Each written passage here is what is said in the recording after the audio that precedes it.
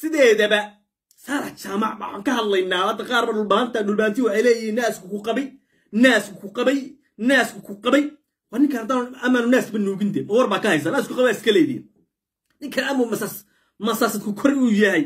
sideedaba qofka bil aadanka ah ee la dhalaha ah ee waalidooyaha ah waxa weeyaan saamaynta ku yeesha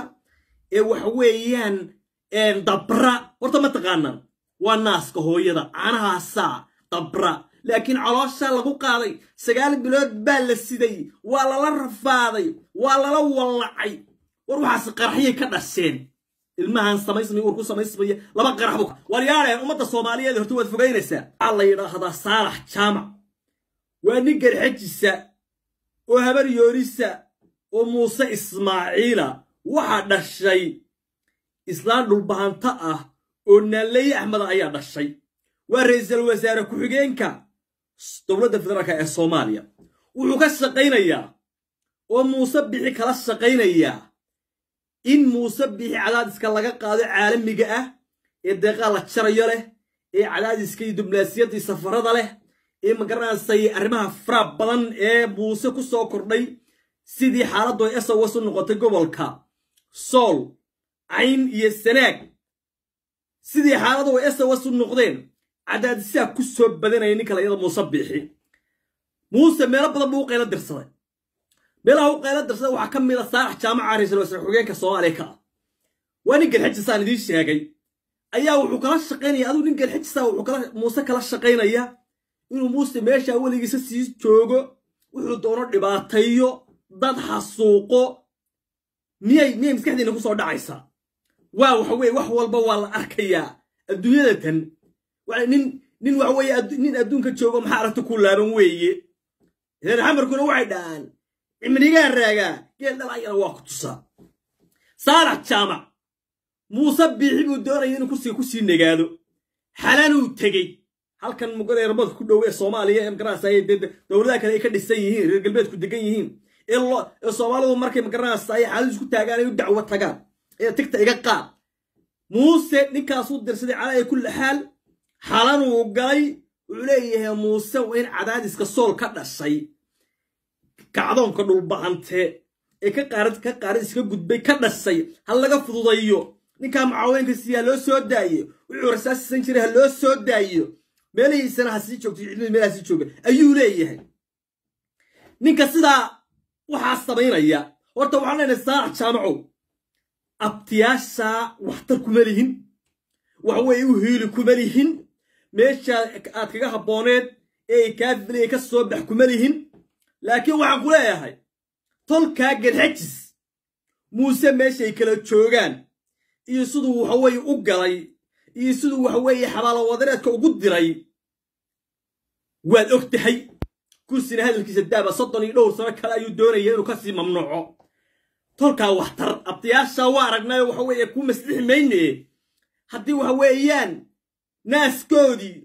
uurkii ay kugu qaadeen abtinimadii haddii ay waxa weeyaan ay waxa weeyaan ka soo bixi weyday war hooy galxajisna haysa seegnay abtiyaasha haysa seegtay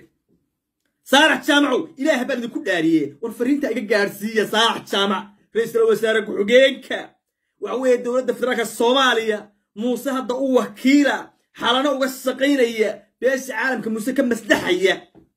ergeyga Muuse bixi u fadhiya Muqdisho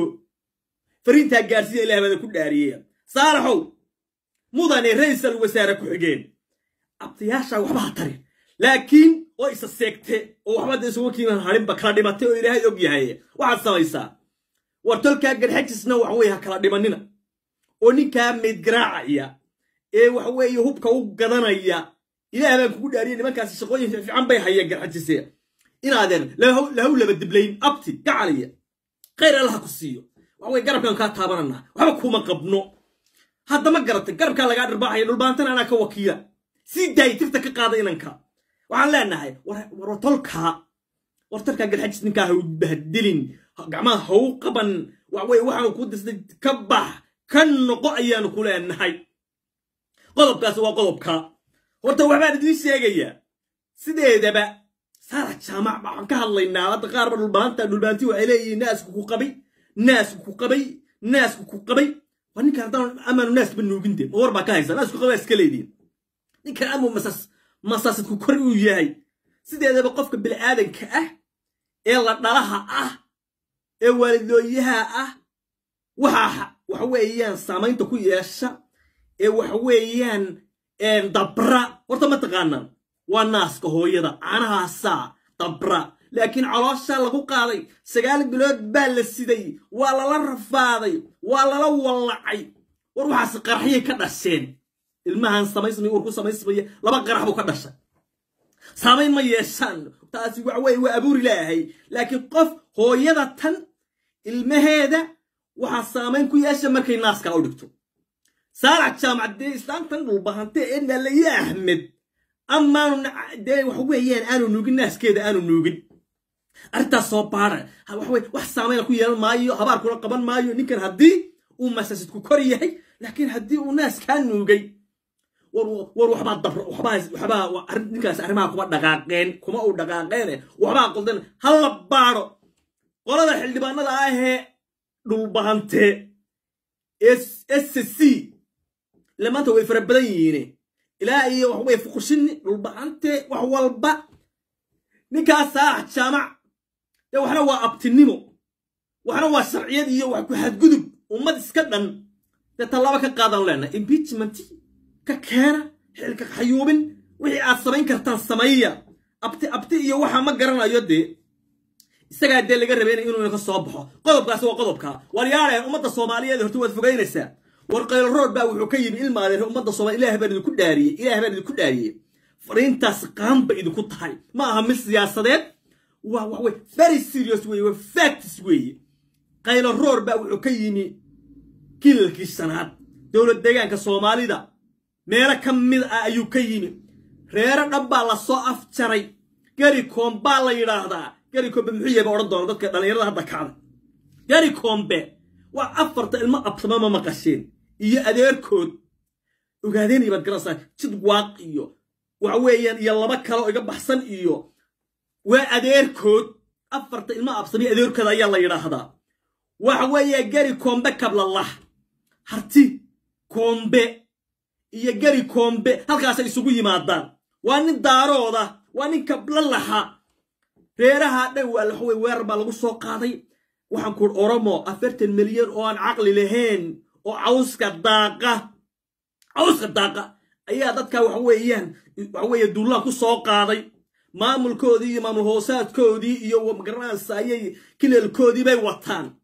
waxa weeye ilaa iyo waxa weeye kilo araad baa loo fadhiyay Abiy Ahmed baa ka dhashay reerka waxaan ku urid weerar baa lagu soo qaaday dad badan baa laga laayay waxa weeye dhulkoodii baa la doonayay in la boobo laba isteeta jir hore la barakiciyay meesha waxa laga SOS xaaladan caadi ah ba ilmaadeen reeyal iyo reer la soo dabar jarayo la barakicinayo caruur aan loo dhaafin